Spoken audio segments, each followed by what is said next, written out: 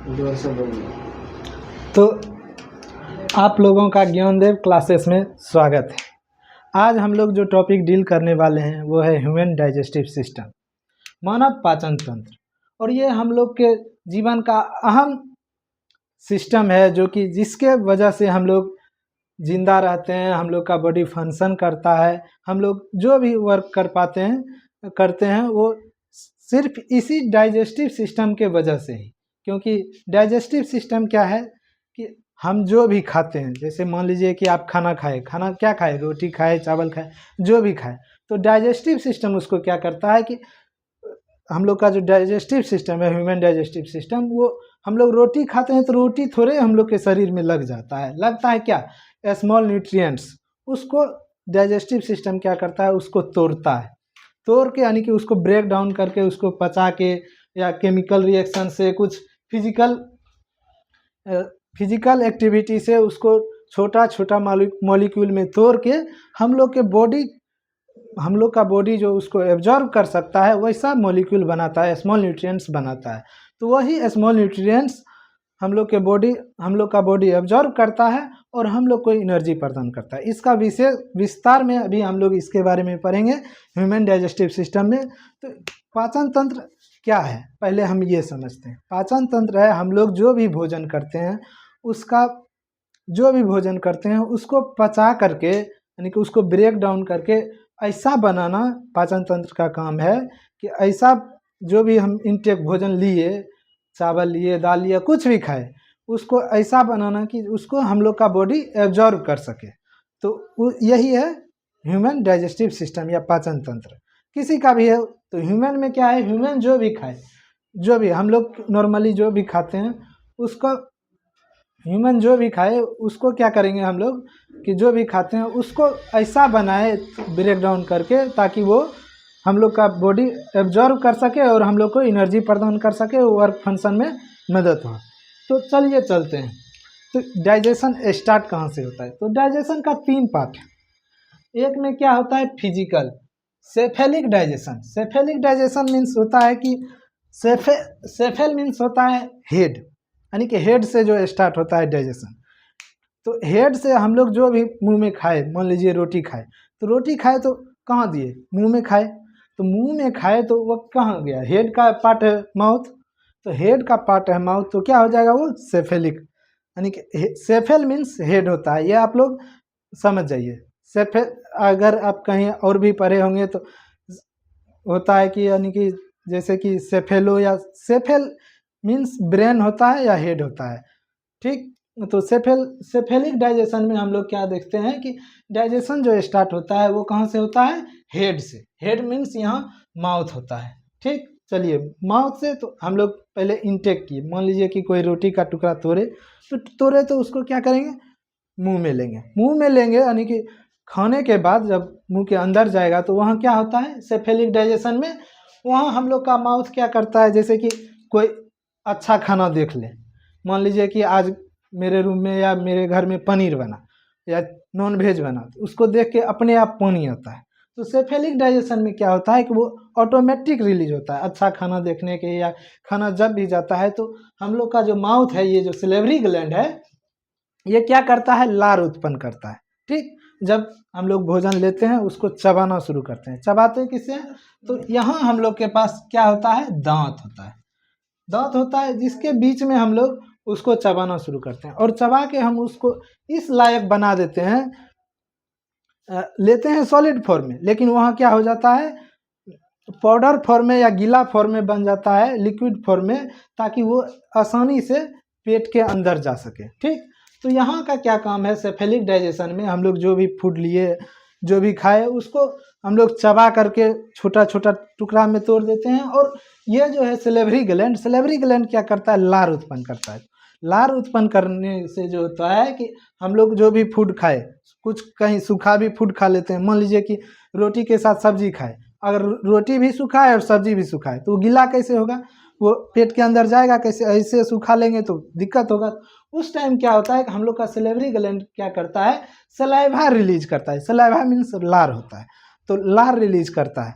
तो वो लार में मिल के क्या होता है कि वो भोजन क्या होता है, नर्म हो जाता है। तो वो हम लोग के बॉडी में यानी कि अंदर जाने के लिए सही हो जाता है, यानी कि उसमें हम लोग को परेशानी नहीं होता, आसानी से अंदर चला जाता है।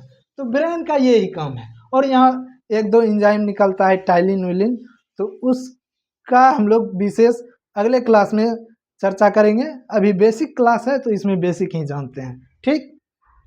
तो सलाइवा निकला, हम लोग जो फूड लिए उसको चबाए, उसमें मिला तो वो क्या हो गया, नरम हो गया। नरम होने के बाद क्या हो गया, सेफेलिक डाइजेशन खत्म हो गया। अब आता है ये ओसोफेगस, फूड पाइप। तो फूड पाइप से पहले एक और चीज है, हम लोग पढ़ते हैं इपीग्लॉटिस। इपीग्लॉटिस मतलब क्या होता है, यहाँ देखिएगा कि तालू में एक ऊपर में एक ठो ऐसे ऐसे लटकते रहता है, उसी को कहते हैं इपीग्लॉटिस। इपीग्लॉटिस का काम क्या है, देखिए हम लोग का नाक और मुंह, कभी कभी हम लोग क्या करते हैं, मुंह से भी सांस ले लेते हैं, कभी कभी नाक से भी सांस लेते हैं, ठीक। तो अगर नाक बंद कर ले तो मुंह से भी सांस ले सकते हैं। तो ये मुंह से सांस लेते हैं तो फेफड़ा में कैसे जाता है, मुंह से सांस ले, कोई बच्चा का ये भी सवाल होगा कि सर मुंह से खाते हैं तो वो स्टोमक में जाता है, लेकिन मुंह से सांस लेते हैं तो हवा भी तो स्टोमक में जाना चाहिए, हाँ, ये भी होता है। तो ऐसा हम लोग मुंह से, जैसे नाक से सांस लिए तो कहाँ जाएगा, वो फेफड़ा में जाएगा, ठीक। मुंह से सांस लेंगे तो वो भी फेफड़ा में जाता है, लेकिन मुंह में जब खाते हैं तो वो कहाँ चला जाता है, स्टोमक में। तो ऐसा क्यों होता है, तो ये इपीग्लॉटिस का अहम रोल है इसमें। इपीग्लॉटिस क्या करता है कि जब हम लोग खाते हैं कुछ मुंह से तो इपीग्लॉटिस ऊपर सट जाता है। इपीग्लॉटिस ऊपर जैसे कि ऐसे है, जब हम लोग खाए तो ऐसे हो जाएगा, तो ऐसे हो जाता है तो ऊपर का जो ट्रेकिया है हम लोग का सांस नली, उसको बंद कर देता है और फूड क्या हो जाता है, नीचे चला जाता है, यानी कि स्टोमक में। लेकिन वही जब हम लोग सांस लेते हैं तो सांस में, हवा में तो उतना प्रेशर होता नहीं है कि वो इसको धकेल सके। तो इसमें क्या होता है कि हम नाक बंद करके भी सांस लेते हैं तो वो हम लोग के ट्रेकिया में चला जाता है। तो वो रेस्पिरेटरी सिस्टम का अथी है, तो हम एक नॉर्मल के लिए इसको बताएं। तो इपीग्लॉटिस का क्या काम होता है कि जब हम लोग फूड लेते हैं, खाते हैं, चबाते हैं, तो ये क्या करता है कि ट्रेकिया का जो है, यानी कि जो सांस नली है, उसको क्या करता है, जब अंदर लेते हैं तो ऐसे रहता है, ऐसे देखिएगा लटकते रहता है लाल लाल। तो जैसे ही हम लोग फूड को घोटते हैं तो ये क्या होगा, ऐसे हो जाता है। तो ऐसे हो जाता है तो ऊपर में इस जगह हम लोग के तालू के ऊपर एक छेद होता है, तो उसको क्या करता है, ये बंद कर देता है।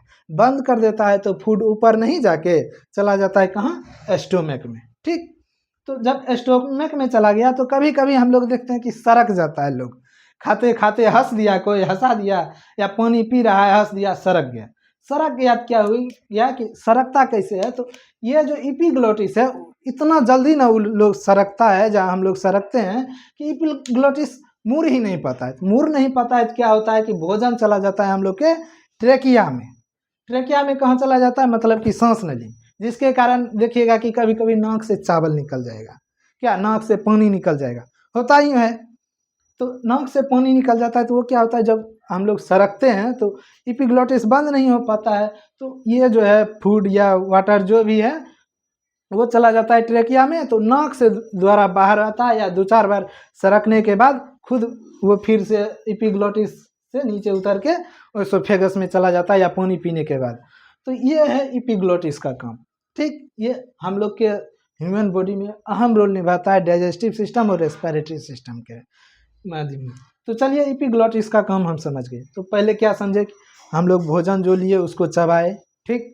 चबाने में अगर वो कड़ा है, सूखा है, तो उसमें क्या मिलेगा, सलेवरी ग्लैंड, सलेवरी ग्लैंड से सलेबा मिलेगा, थूक लार जो कहिए, थूक मिलेगा उसमें, तो वो क्या हो जाएगा, नरम हो जाएगा।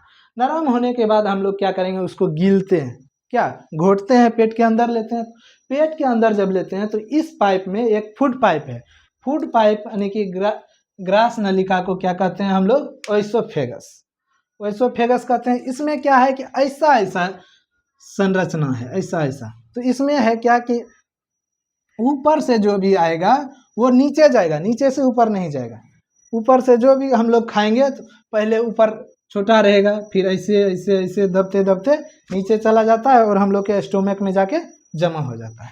तो ओइसोफेगस का बस इतना ही काम है कि वो फूड पाइप है, हम लोग जो चबा के उसको नरम करके गीले, वो क्या करेगा, उसको लेके चला आएगा स्टोमक में, ठीक। तो स्टोमक में आ गया। अब देखिए ओइसोफेगस में एक और चीज़ होता है, हम लोग को क्या होता है, कभी कभी उल्टी होता है, उल्टी होता है, किसी का मन मिचलाने लगा या कुछ वैसा हो गया तो उल्टी होने लगा, या किसी को डाइजेस्टिव में प्रॉब्लम हो गया तो उल्टी होता है। तो उल्टी कैसे होता है, तो हम आपको क्या बताएं कि हम लोग जो फूड लेते हैं तो वो क्या होता है, ऊपर से नीचे की ओर बढ़ता है। तो ये जो है, ये मसल, ये पाइप ऐसे ऐसे रहता है, तो ये क्या होता है, ऐसे ऐसे दबता है। लेकिन जब उल्टी होने होता है तो इसमें क्या होता है, इसको कहते हैं, जब ऐसे ऊपर से नीचे नीचे की ओर दबता है तो उसको कहते हैं पेरिस्टाल्टिक मूवमेंट। और जब उल्टी होने वाला रहता है तो एंटी पेरिस्टाल्टिक मूवमेंट हो जाता है। एंटी पेरिस्टाल्टिक मूवमेंट में क्या होता है, फूड जो है जो यहाँ स्टोमक में जमा हुआ था, यही क्या होता है, धीरे धीरे ऊपर जाना शुरू हो जाता है। तो उसी में क्या होता है, हम लोग को उल्टी होता है। उल्टी के वक्त आप लोग एक ठो और चीज़ देखे होंगे, क्या देखे होंगे कि उल्टी आने से पहले मुंह में पानी भर जाता है। क्या पानी भरता है कि नहीं भरता है, भरता है। पानी क्यों भरता है, तो उसमें क्या होता है कि ये हम लोग का जो सलाइवा ग्लैंड है, वो जब देखता है कि अब हम लोग को उल्टी होने वाला है, तो वो क्या करता है कि अब यहाँ से स्टोमक में, इसको अभी हम आगे बताएंगे लेकिन अभी बताते हैं। स्टोमक में क्या होता है, HCl होता है, हाइड्रोक्लोरिक एसिड, जिसको गैस्ट्रिक एसिड भी कहते हैं या कुछ और भी कहते हैं। HCl क्या है, एसिड है। एसिड क्या करता है, जैसे हम लोग के बॉडी पर कहीं एसिड लग गया, एसिड लग गया तो वो क्या करेगा, हम लोग के स्किन को जला देगा या स्किन को हानि पहुंचाएगा। तो ये एसिड जो निकलता है यहाँ से, जब यहाँ से मान लीजिए स्टोमक से फूट जाना, कहाँ ऊपर जा रहा है, हम लोग के माउथ में, इसमें तो एसिड मिल गया ना। तो एसिड मिल गया तो अगर ये हम लोग के माउथ में जाएगा, यही ये स्टोमक वाला फूड, तो वो क्या करेगा, हानि करेगा। सलाइवरी ग्लैंड क्या करता है, वहाँ बहुत सारा पानी, लार उत्पन्न कर देता है, ताकि ये जो स्टोमक से यानी कि एंटी पेरिस्टाल्टिक मूवमेंट से जो भी अनडाइजेस्टिव फूड या अनहाइजेनिक फूड हम लोग लिए हैं, ये यहाँ आए तो वो उसमें जो एसिड हो उससे हम लोग के मुंह को हानि नहीं पहुँचे। ठीक, तो यही है एंटी पेरिस्टाल्टिक मूवमेंट में क्या होता है, उल्टी में, कि स्टोमक से जो भी स्टोर फूड है वो क्या होता है, यहाँ से पूरा निचोड़ के निकल जाता है मुंह से। तो वो किस लिए होता है, एंटी पेरिस्टाल्टिक मूवमेंट। और ये एंटी पेरिस्टाल्टिक मूवमेंट कब होता है, जब मान लीजिए कि गैस बन गया या कुछ हम लोग के डाइजेशन में कुछ ऐसा खा लिए जो कि पच नहीं रहा है या कुछ वैसा कुछ होता है, तो ही ये चीज़ होता है। ठीक, तो अब चलते हैं, उल्टी देख लिए हम लोग, क्या पहले तुम खाए चबाए वो देख लिए, और क्या देखे, उल्टी देख लिए, और क्या देखे, सरकना, कि सरकते हम लोग कैसे, और अब देख लिए उल्टी। अब चलते हैं यहाँ, अब है मेन चीज़। अब देखिए, जब एसोफेगस से आएगा फूड कहाँ, स्टोमक में, पहले क्या आता है, स्टोमक में।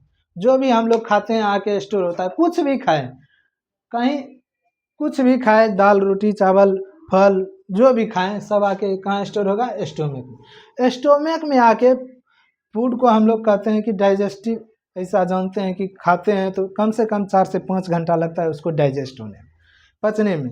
तो आके यहाँ क्या होता है कि जब यहाँ से फूड को, तो पहले तो डाइजेशन यहीं से स्टार्ट होता है। कहीं भी कोई भी पूछे तो कहाँ से डाइजेशन स्टार्ट होता है, माउथ से। माउथ से ही डाइजेशन का स्टार्टिंग हो जाता है। और जैसे ही हम लोग टेक करते हैं फूड को, डाइजेशन स्टार्ट।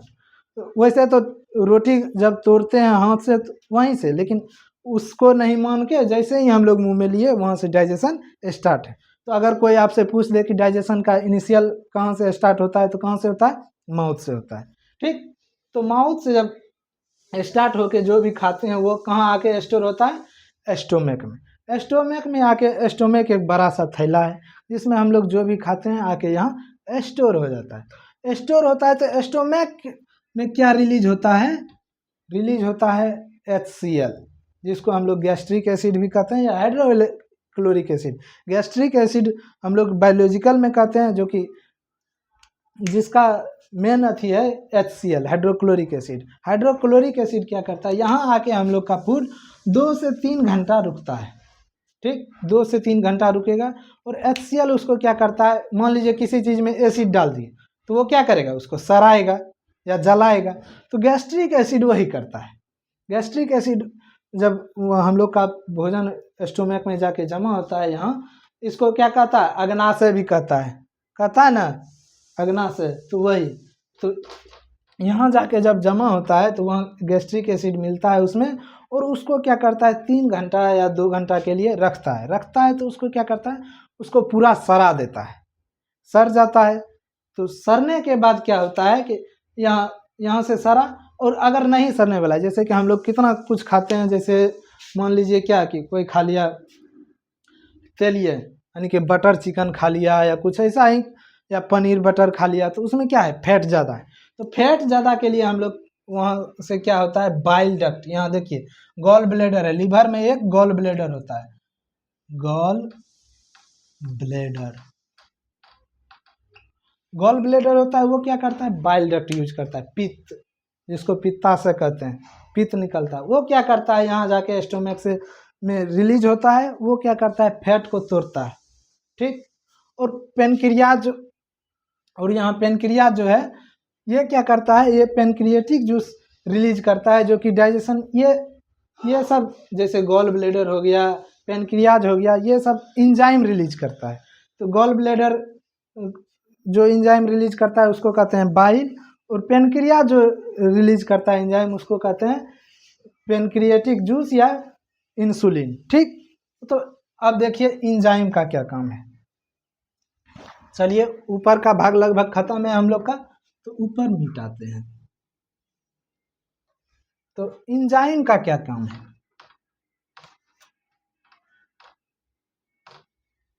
इंजाइम जो है देख लीजिए, गांव में एक दो ठो होता होगा आप लोग के क्लास में या यार दोस्त में लड़ाने वाला, ठीक। वो लड़ता नहीं है, वो लड़ाता है, हे हो मार लखा मारो, तो वही है इंजाइम का, वही काम है। ये क्या है, एक बायोलॉजिकल कैटेलिस्ट है।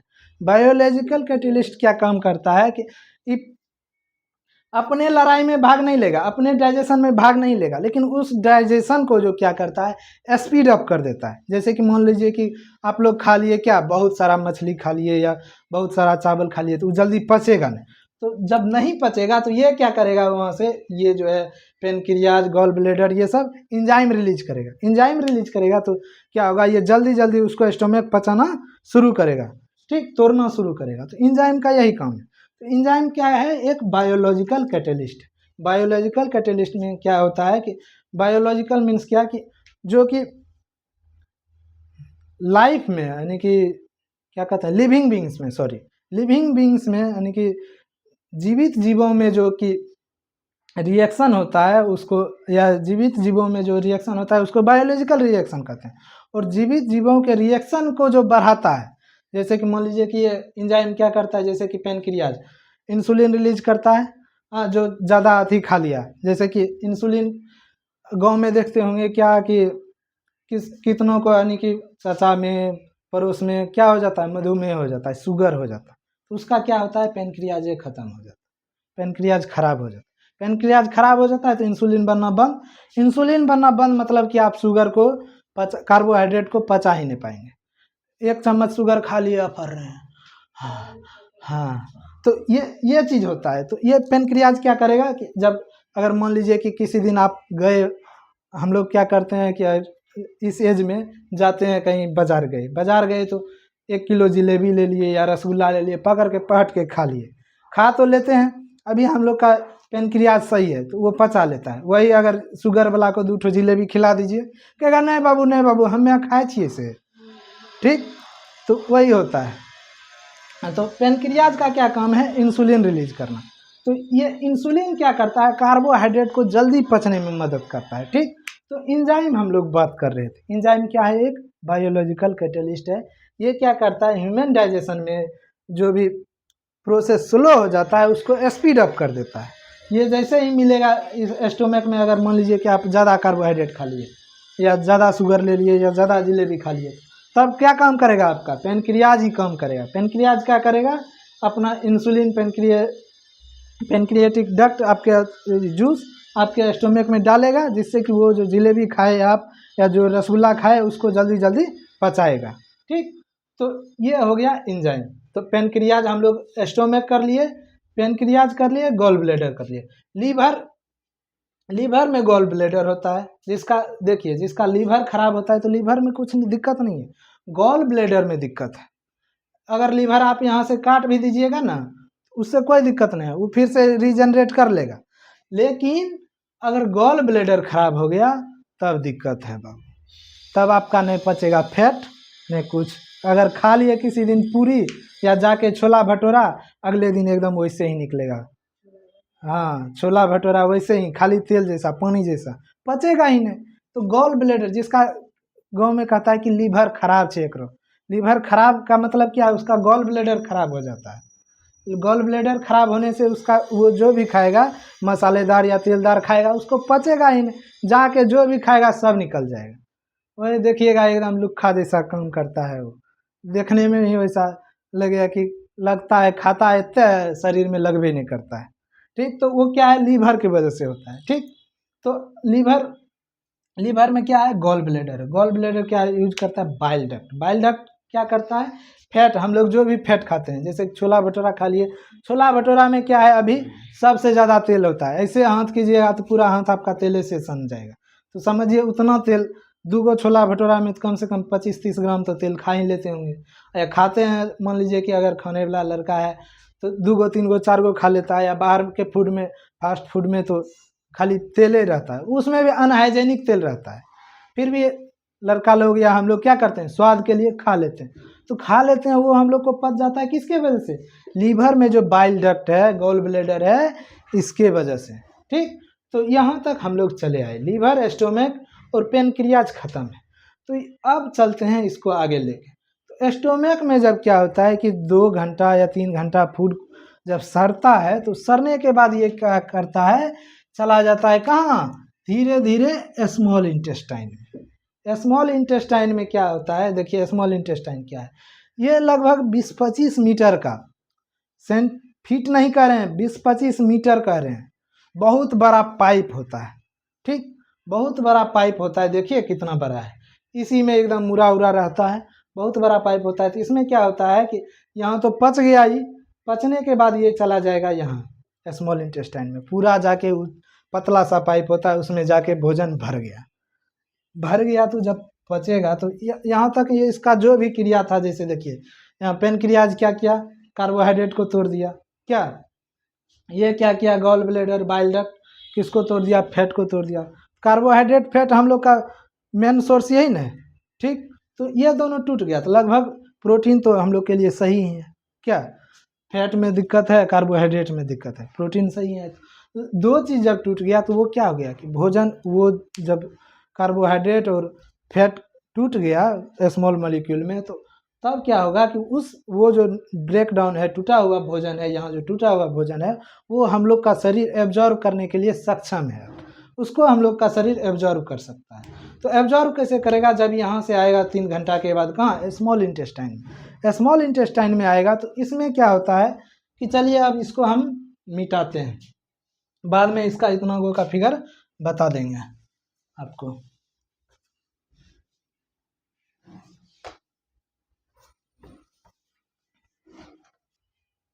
तो चलिए यहाँ देखिए स्मॉल इंटेस्टाइन में, ये जो ऐसे था स्टोमक, इससे जो भी फूड आया अब कहाँ जाएगा, स्मॉल इंटेस्टाइन। स्मॉल इंटेस्टाइन में मान लीजिए कि इसका स्मॉल इंटेस्टाइन का हम लोग यहाँ एक बड़ा इनलार्ज कट अथी कर रहे हैं, ऐसा ऐसा ऐसा ऐसा। तो इसके अंदर क्या होता है, ऐसा ऐसा ऐसा ऐसा, बहुत सारा एकदम फिंगर नुमा भिलाई होता है। जैसे क्या कहते हैं कि मान लीजिए कि बाल उल नहीं होता है, तो वैसा ही बाल तो उतना पतला तो नहीं, लेकिन फिंगर नुमा पूरा ऐसे ऐसे जकड़ा हुआ रहता है। हम लोग का जो फूड है आके यहाँ क्या होता है, जो भी पचा हुआ फूड है यहाँ आके फंस जाता है इसमें। तो इसमें जब फंस जाता है तो यहाँ से क्या होता है, ये धीरे धीरे जो भी स्मॉल, जो हम लोग का बॉडी एब्जॉर्व करता है, हम लोग का बॉडी जो भी जिसका ज़रूरत है उसको क्या करता है, स्मॉल इंटेस्टाइन इनटेक कर लेता है, इनटेक कर लेता है। और इनटेक करने में लगभग 1-1.5 घंटा लगता है। पूरा इनटेक करने के बाद इसको क्या करेगा, धीरे धीरे धीरे धीरे धीरे धीरे आके लार्ज इंटेस्टाइन में छोड़ देगा। इनटेक किया किस, कहाँ, देखिए यहाँ स्मॉल इंटेस्टाइन में ही आप लोग का एक क्वेश्चन आता है कि झिल्ली नुमा संरचना यानी कि उंगली नुमा संरचना ह्यूमन डाइजेस्टिव सिस्टम में, मानव पाचन तंत्र में कहाँ पाया जाता है। तो आप लोग कहाँ बताइएगा, स्मॉल इंटेस्टाइन में। ठीक, और इसका क्या काम है, इसका काम है कि जो भी डाइजेस्टिव फूड है उसको कैच करके उसका जो भी न्यूट्रिएंट्स है, डाइजेस्टिव पार्ट है, उसको हम लोग का बॉडी स्मॉल इंटेस्टाइन एब्जॉर्व कर लेता है और वेस्ट मटेरियल, जैसे कि हम लोग जो खाते हैं तो सारा का सारा इंटेक तो नहीं हो जाता है, ठीक, स्टूल भी बनता है, लेट्रिन भी बनता है, तो वो यहाँ जो एब्जॉर्व करने वाला है इंपॉर्टेंट सब चीज़ को क्या करेगा स्मॉल इंटेस्टाइन, एब्जॉर्व कर लेगा, एब्जॉर्व कर लेगा। अब उसके बाद इसको क्या करेगा, भेज देगा लार्ज इंटेस्टाइन। लार्ज इंटेस्टाइन में क्या गया, देखिए यहाँ का जो भी न्यूट्रिएंट्स था, न्यूट्रिएंट्स जो भी था वो एब्जॉर्व कर लिया गया, उसमें बचा वेस्ट मटेरियल और पानी। वेस्ट मटेरियल और पानी अब कहाँ जाएगा, लार्ज इंटेस्टाइन। तो लार्ज इंटेस्टाइन में क्या होता है कि लार्ज इंटेस्टाइन में जो भी पानी है, यानी कि इसमें एक्स्ट्रा पानी है, वेस्ट मटेरियल तो लार्ज इंटेस्टाइन भी एब्जॉर्ब नहीं करता है, तो जो भी पानी है इसमें लार्ज इंटेस्टाइन क्या करेगा, उसको एब्जॉर्ब कर लेगा। तब बचा उसमें क्या, वेस्ट मटेरियल। तो वेस्ट मटेरियल आके क्या होता है, धीरे धीरे आके यहाँ से धीरे धीरे धीरे धीरे आके यहाँ एक ऐसा संरचना होता है, देखिए ऐसा, तो इसको कहते हैं रेक्टम। रेक्टम गुदा। और जो भी हम लोग खाते हैं या जो भी वेस्ट मटेरियल है वो यहीं आके क्या होगा, जमा हो जाएगा, ठीक। और यहाँ इस जगह यहाँ आके क्या हो जाएगा, जमा हो जाएगा, जमा हो गया। अब जब जब जमा हो जाएगा तो अब हम लोग क्या करते हैं कि लेटरिन जाते हैं या पच जाता है खाना तो लेटरिन लगता है, तो यहाँ से ये एनस हुआ, एनस के द्वारा बाहर निकल जाएगा, ठीक। अब इसमें एक और चीज़ बच गया है, यहाँ देखिए हम लोग का क्या है, अपेंडिक्स।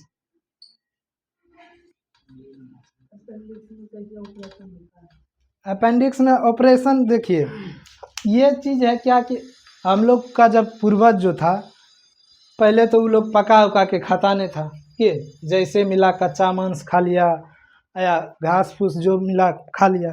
उसके समय में यानी कि हम लोग के पूर्वज के समय में कच्चा मांस को पचाने के लिए, कच्चा खाना को पचाने के लिए ये अपेंडिक्स निर्माण हुआ था, ठीक। तो ये अपेंडिक्स देखिएगा कि गाय सब में अपेंडिक्स होता है, भैंस सब में अपेंडिक्स होता है, बंदर में होता है, और चलिए क्या टाइगर में होता है, जितना भी जानवर है उसमें होता है। लेकिन हम लोग जानवर थे, लेकिन अब धीरे धीरे डेवलप जानवर हो गए हैं, तो ये क्या हो गया कि हम लोग अब पका के खाने लगे, क्या सिझा के खाते हैं या ऐसा खाते हैं जो कि आसानी से पच जाए। जब आसानी से इधर ही पच जाता है हम लोग का भोजन, तो अपेंडिक्स का कोनो काम है नहीं है। तो धीरे धीरे क्या हो गया, रिसेसिव हो गया, धीरे धीरे लुप्त हो गया। अब नाम मात्र का हम लोग के डाइजेस्टिव सिस्टम में अपेंडिक्स होता है, ठीक। तो अपेंडिक्स नाम मात्र का होता है। तो कभी कभी क्या होता है कि किसी किसी का अपेंडिक्स क्या होता है, फट जाता है या बढ़ जाता है। मान लीजिए कि उसमें कोई जीनल या कोई हार्मोनल प्रॉब्लम हुआ होगा, जीनल यानी कि कोई बीमारी हुआ होगा जिसके वजह से उसका बढ़ जाता है। तो बढ़ जाता है तो वो बहुत ज़्यादा प्रॉब्लम करता है, चलने में पेट दर्द होता है या चलने में दर्द होता है, तो उसका कोई अथी नहीं है। इसको अगर हम लोग चाहेंगे तो ऑपरेशन से इसको कटवा के निकाल दो, कोई टेंशन नहीं है, रहे या ना रहे कोई मतलब नहीं। मान लीजिए कभी हम लोग के पूर्वज को, हम लोग का पूर्वज बंदर था ना, तो उसको पूछ था, अभी हम लोग को पूछ रहे या ना रहे क्या मतलब है, कोई ज़रूरत ही नहीं है। तो उसी तरह अपेंडिक्स जब किसी का बढ़ जाता है तो उसको क्या करता है, या तो ऑपरेशन से काट के निकाल देता है या उसका ऑपरेशन करके हटा देता है, तो उससे कोई मतलब नहीं है। तो आशा करते हैं कि आप लोग इस चैप्टर को सही से समझे होंगे। Thank you.